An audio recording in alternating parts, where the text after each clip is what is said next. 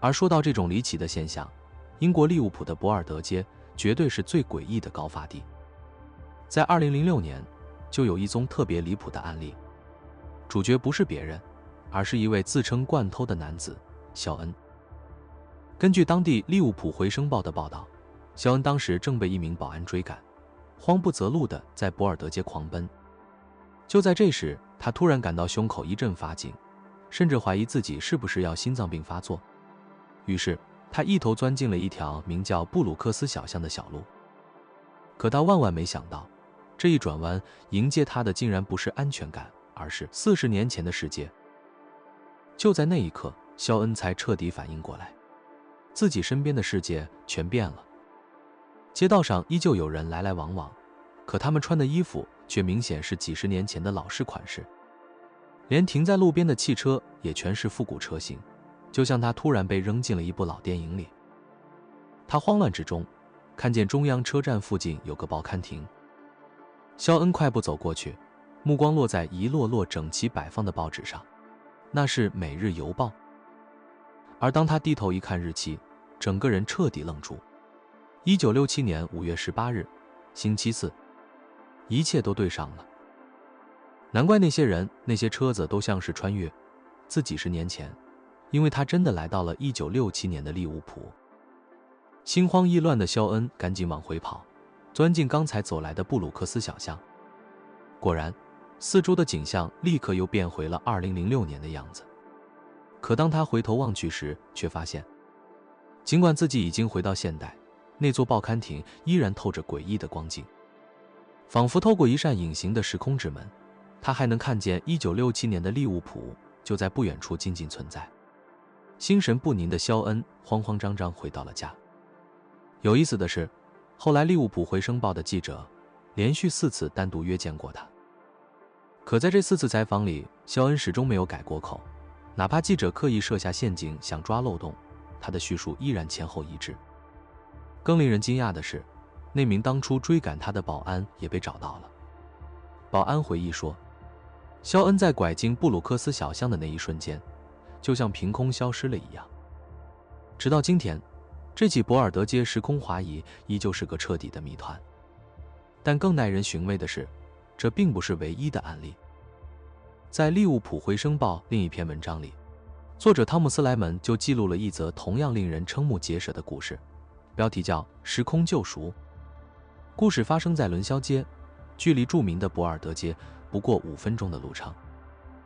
根据汤姆斯莱门在文章中的描述，时间是2002年3月，39岁的约翰肯特刚刚服满6年牢狱之灾，被提前释放。可出狱后，他心里一直憋着一股怨气，因为当年让他锒铛入狱的人，正是那个出卖他的哈里金。约翰满脑子只想着复仇，哪怕女友艾丽森拼命劝他放下，他还是冷冷地甩下一句话：我就揍他一顿出气，很快就回来，咱俩再去喝一杯，吃点东西。不到半个小时，约翰就已经出现在伦肖街上，手里攥着一副指节铜套，随时准备动手。就在这时，一个警察从街头走来，约翰心头一紧，把武器塞进兜里。那名警察只随意地朝他扫了一眼，似乎没什么兴趣，但嘴角却挂着一丝冷笑。这种轻蔑的神情彻底点燃了约翰心里的火，他忍不住冲着警察大喊，直接挑衅了对方。而这一个举动却成了他命运的转折点。约翰怒气冲冲地走向那名警察，没想到对方突然掏出一只金属哨子，用力吹响。下一秒，街道两旁立刻涌出好几名警察。没过多久，约翰就被死死按在墙上，动弹不得。他正愤怒挣扎，却在混乱之中捕捉到一个细节，耳边传来隆隆的声音，竟然是老式电车的轰鸣。他抬眼一看，周围的景象彻底让他心头一凉。那些围观的路人穿的根本不是2000年代的衣服，而是一身身20-30年代的装束。长外套、端庄的连衣裙、打着领带的西装，男人头上几乎人人戴着窄檐礼帽。那一刻，约翰猛然意识到，原来警察当初的那一抹笑并非出于轻蔑，而是因为自己一身现代行头，在他们眼里活像是穿着奇怪戏服的小丑。更可怕的是，约翰心底升起一个惊人的念头，他极有可能在那一瞬间被拉进了上世纪30年代的利物浦。而这起时空错位故事却还没结束。就在约翰被死死按在墙上的那一瞬，眼前的景象忽然再次扭曲。下一秒，他竟发现自己正靠在一扇商店橱窗上，满头冷汗，心脏狂跳。周围已不再是30年代的利物浦街头，而是回到了现实的2002年。可当他抬手一看手表，整个人都僵住了。短短几秒的恍惚，现实里却过去了整整4个小时。他连忙赶回家，女友艾丽森正焦急地等着，而他告诉约翰的消息更是让他毛骨悚然。哈里金刚才在等你，他手里有枪，不过警察突然出现，把他抓走了。约翰愣在原地，如果不是那场离奇的时空错位，自己此刻很可能已经命丧街头。就在那一夜，他做出了一个决定，彻底洗手，远离过去的暴力生涯。几个月后，他和艾丽森结了婚，而这段经历也成了他人生的转折点。不过，利物浦的时空传说远不止于此。就在1996年，另一起离奇的博尔德街时空错位事件也悄然上演。弗兰克和妻子卡罗尔约好，稍后在一家书店碰面。于是两人各自分开行动，弗兰克独自走向莱西姆大楼附近。可就在他路过时，周围突然安静得出奇，耳边所有的声音都像被抽走了一样，只剩下一种诡异的寂静。他愣在原地，不知道发生了什么。下一秒，一声刺耳的汽车喇叭声猛地把他拉回现实。弗兰克这才惊觉，自己竟站在马路正中央。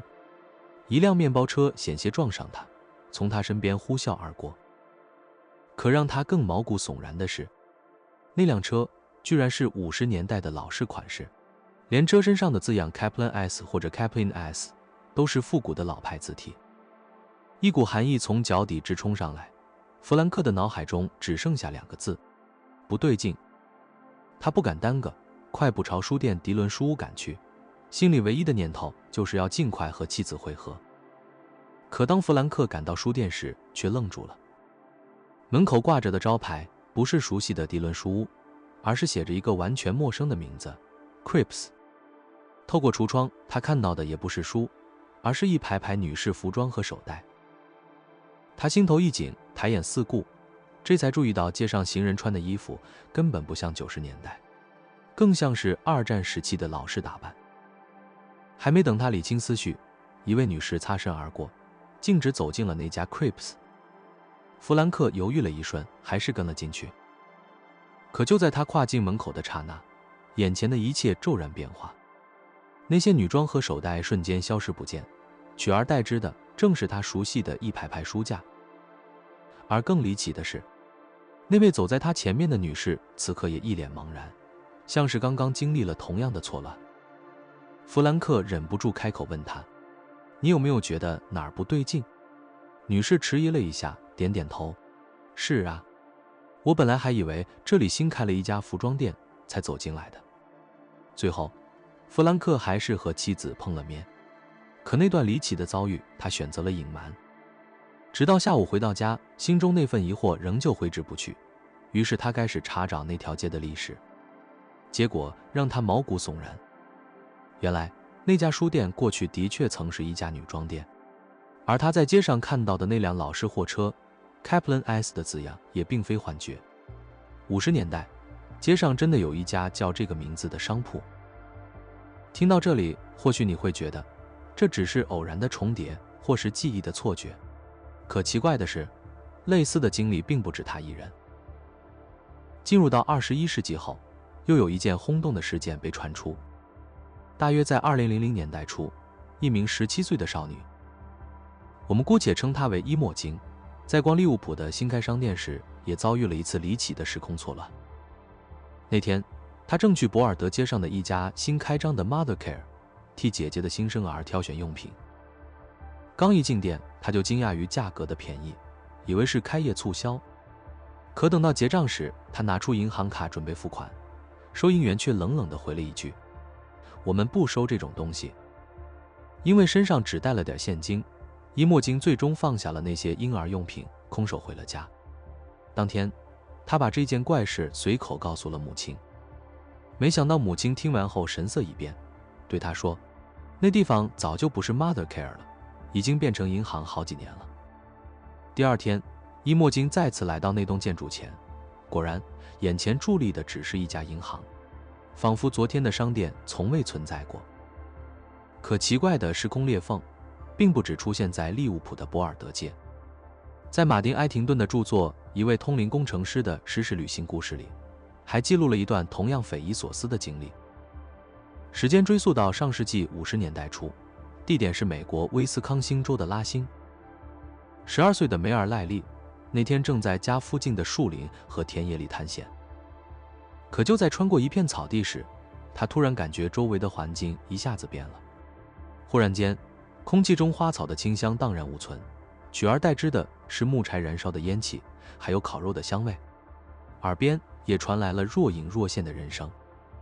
梅尔猛然抬头，发现自己脚下的离过的农田不见了，眼前是一片广袤无垠的平原，一望无际，延伸到天边。更让他震惊的是，在这片辽阔的土地上，散布着一个又一个美洲原住民的村落。他呆立原地，看着那些战士们在营地中忙碌，有的搭建木屋，有的磨制工具，一切都那么真实，仿佛他真的闯进了另一个时代。可就在下一瞬间，眼前的景象骤然消散，熟悉的离地再次出现。事后调查发现，梅尔脚下的那片土地，在很久很久以前，的确曾是印第安部落的栖居地，一个自石器时代便延续至此的古老文明。这些离奇的经历并不总是人穿越到过去，有时候反而是过去的事物闯入了现代。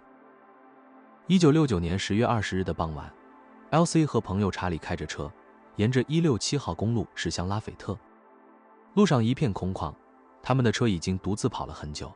可忽然间，前方出现了一辆奇怪的汽车，外形笨重，壳子般的车顶，像极了20世纪初的老爷车。LC 很快追上前去，眼睛一扫，顿时愣住了。车牌上的日期赫然写着1940。要知道，在美国法律下，这种过时车牌根本不可能合法出现在公路上。出于好奇， LC 决定加速超车。LC 超车的瞬间，眼角余光一闪，他清清楚楚看见驾驶座上是一位年轻女子，旁边还坐着个孩子。更让人毛骨悚然的是，他们的衣着完完全全就是20世纪40年代的打扮。LC 瞥了眼副驾的查理，只见他同样满脸困惑，显然也看到了同样的画面。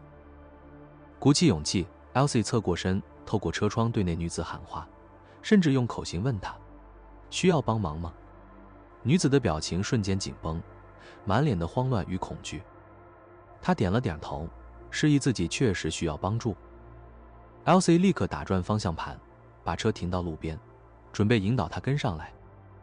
可就在他下车转身望去时，那辆乌龟壳般的老式汽车消失了，没有引擎声，没有刹车痕迹，仿佛从未存在过，只留下公路在夕阳下延伸，空荡诡异，让人不寒而栗。或许那辆车以及车里的母子只是短暂地闯入了1969年，然后又被拉回到几十年前的时空。1970年12月4日下午3点，资深飞行员布鲁斯·格农带着父亲和朋友扎格拉法耶特，驾驶小型飞机从安德罗斯岛起飞，准备飞往佛罗里达的迈阿密。起初一切如常，蓝天、海面、发动机的轰鸣都显得再平凡不过。可没多久，他们在前方1英里处发现了一个奇怪的椭圆形云团，低低地悬在水面上方，大约500英尺高。那云层看起来不大，却有种不祥的压迫感。布鲁斯立刻通过无线电联系迈阿密塔台，前方航路有恶劣天气吗？然而得到的回答是没有，空域一切正常。可事实就在他们眼前，那个云团正死死堵在航线的必经之路上。塔台的回答依旧平静，航路清晰，前方一切正常。于是布鲁斯拉升飞机，高度爬升到3000英尺。可那团奇怪的云却没消失，反而越来越庞大。当飞机冲到11500英尺时，他们终于摆脱了厚重的雾气，重见湛蓝的天空。布鲁斯忍不住回头望去，只见那片云正在他们身后缓缓合拢，形成一个怪异的半圆弧，仿佛要把他们重新圈进去。幸好飞机时速接近195英里，硬生生甩开了那片诡异的云。可就在他们接近比米尼群岛时，前方又出现了另一团更为巨大的云，它横亘天际，足足有6万英尺宽。更不可思议的是，布鲁斯清楚记得，这片庞然巨物并不是悬浮在空中，而是从地表直接升起，像是一道天与地之间的屏障。布鲁斯心头一紧，眼前这庞然大物，无疑是一场滔天巨浪般的风暴。然而，就在浓厚的云层中，他忽然捕捉到一个细长的缺口，像是一条隧道，通往未知的深处。他咬紧牙关，将飞机机头对准那黑暗的入口。一进入，诡异的现象随之而来。他看到一道道奇怪的光线沿着机身划过，仿佛有无形的轨迹在云壁上形成。整个隧道像是在旋转，把它们裹挟着往前拖拽。突然，刺眼的白光闪现，一次两次，越来越频繁，光芒越来越亮，强烈到几乎吞没了整个驾驶舱。更离奇的是，布鲁斯清楚记得，在那一刻，飞机似乎进入了零重力，短暂的，仿佛整个机组都漂浮起来。与此同时，迈阿密塔台的雷达屏幕上，布鲁斯的飞机忽然彻底消失。布鲁斯后来回忆，他几乎可以肯定，这个隧道正是与那团怪云相连的产物。随着他们不断深入，他忽然在前方发现了一个 U 型的出口，仿佛是另一扇通往未知的门。布鲁斯死死盯着那道 U 型的缺口，他明白，这或许是他们逃出升天的唯一机会。冲过去，他猛地将机头对准那道出口，下一秒，飞机猛然穿透，眼前瞬间一片澄澈，蔚蓝的天空再次展开，仿佛什么都没有发生过。布鲁斯回头一望，那道漩涡般的隧道正在急速收缩，像被某种力量吸回去一般，几秒钟后彻底消失在天空。短暂的松口气之后，布鲁斯立刻开始确认航程。按理说，他们在空中已经飞了大约30分钟，再加上20-30秒的奇异云隧道，此刻应该正好位于比米尼群岛上空。然而，当他们低头一看，却几乎不敢相信自己的眼睛。迈阿密的海岸线居然已经出现在前方。迈阿密塔台的雷达也随即证实，他们的确就在迈阿密海域上空。布鲁斯愣住了。按常理，这段航程至少需要1小时以上，可他们仅仅20秒就跨越了近100英里。更不可思议的是，从安德罗斯机场起飞到此刻，整个飞行总耗时只有47分钟，而按正常情况，这至少需要1个半小时。布鲁斯心底升起一种冰冷的疑问：难道他们真的穿越了时间与空间？在所有关于飞行与时间异常的记录里，有一起事件至今仍被称作无法令人满意的解释的谜团。时间回到上世纪70年代初，地点依旧是神秘的迈阿密海域。根据 Desert News 1975年3月24日的报道，那天清晨，一架国家航空727客机正在接近迈阿密机场，准备例行着陆。塔台和往常一样，密切监控着飞机的雷达信号。然而，就在所有人都以为这是一次平淡无奇的进场时，727客机的雷达信号突然消失了。整个控制室一瞬间陷入紧张。塔台立刻向区域内所有航班发布紧急通讯，保持警惕，寻找失踪飞机或可能的残骸。但结果却更诡异，整个空域毫无踪迹，没有飞机，没有残骸，仿佛那架727从世界上被抹去。就在所有人最绝望的时刻，那道消失的光点又重新出现在雷达屏幕上，而且它的位置竟然和消失前一模一样，没有任何偏移，完全不像是飞出雷达盲区后再返回。更令人毛骨悚然的是，在这10分钟的空白时间里，有多架飞机毫无阻碍地穿越了同一片空域。换句话说，在别的飞行员眼里，那架727根本不存在。然而对机组和乘客来说，一切都像平常一样，他们丝毫没有意识到自己整整消失了10分钟。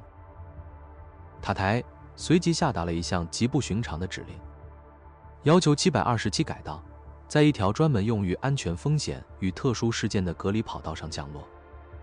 机长虽然满腹疑问，但还是照办。飞机刚一停稳，大批安保人员立刻冲上机舱，将所有乘客与机组人员迅速带离，安置在机场一处与外界隔绝的区域。根据马丁·凯丁在《Ghosts of the Air》一书中的记载，联邦调查员与官员几乎是争先恐后地登上飞机，他们急切地仿佛生怕错过什么。机上的乘客与机组人员很快意识到，事态绝对不寻常，因为就在飞机停下的瞬间，他们从舷窗望去，看到大批的消防车、救护车，甚至机场警察已经在跑道周围集结。不久之后，所有人被带到机场的一处大型封闭区域，在那里，机场安保主管做出了一个既坦率又诡异的声明：你们的飞机刚刚凭空消失了整整10分钟。现场瞬间鸦雀无声。当众人投来满是困惑与难以置信的目光时，安保主管又补了一句：看看你们的手表吧。这一提醒让所有人都倒吸了一口凉气。机场的时钟显示是上午9点30分，可他们各自的手表上却清清楚楚写着9点20分。那一刻，一股无法言喻的震惊与怀疑，如同暗涌般在人群里蔓延开来。事情之后究竟如何发展，外界并不清楚。最初这起事件的报道在若干年后出现过一次，之后又几乎消失，直到互联网普及后才又被翻出重提。要是回想起马丁·凯丁书里那句调查人员争先恐后地冲上了那架客机，这动作本身就让人觉得有点不寻常，甚至有刻意为之的意味。大胆一点猜想，调查员们为什么要争先恐后登机，并迅速把机上所有人带离隔离区？是否可能他们已经知道飞机上有某样东西必须被秘密取走，不能让外界看到？更离奇的是，是否存在某种装置能让整架飞机在瞬间从存在中消失长达10分钟？或者换个角度想，这个装置是不是把整架飞机直接停滞了10分钟，也就是瞬移到过去的某个时间点？这些想法听起来天马行空，甚至有些荒诞，但面对那些无法用常规解释说清的证据与证词，我们不妨把怀疑留给科学，也把想象留给可能性。或许那架飞机上真带着某种装置，里面储存着极其重要的数据。毫无疑问，这样的东西必须被秘密保护起来，避免落入任何有兴趣的势力手中。如果这些推测有一丝是真的，再次强调这纯属疯狂的猜想，那就不得不思考，地点会不会也是关键？那场实验会不会正是借助了大西洋上这片声名狼藉的区域百慕大三角的神秘力量？要是这样的话，也许能解释为什么关于这起事件的报道历史上只出现过一次就彻底消失了。几十年来，很多研究者都试图追查细节，这本身就说明它的可信度或许并不低。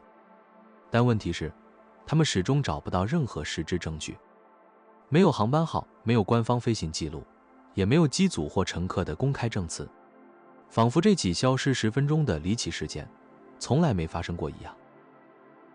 那是不是意味着所有相关资料，包括我们假定的塔台雷达数据，都被调查人员迅速扣押了？这当然是有可能的。可更难解释的是，几十年来居然没有哪怕一个人出来说我当天就在那架飞机上。这虽算不上对怀疑论者的确凿反证，毕竟可能有很多原因让人不愿或不能出面，但要把这整个事件当成彻底被掩盖的真相来硬凑，就显得很难让人信服。最终，我们很可能会把国家航空727事件的真相放在2个极端之间，既不是完全捏造的故事，也未必就是某种秘密时间旅行实验。还有一点值得注意，关于当时究竟谁被告知了这次时间异常，只有机组知道，还是连乘客也被告知？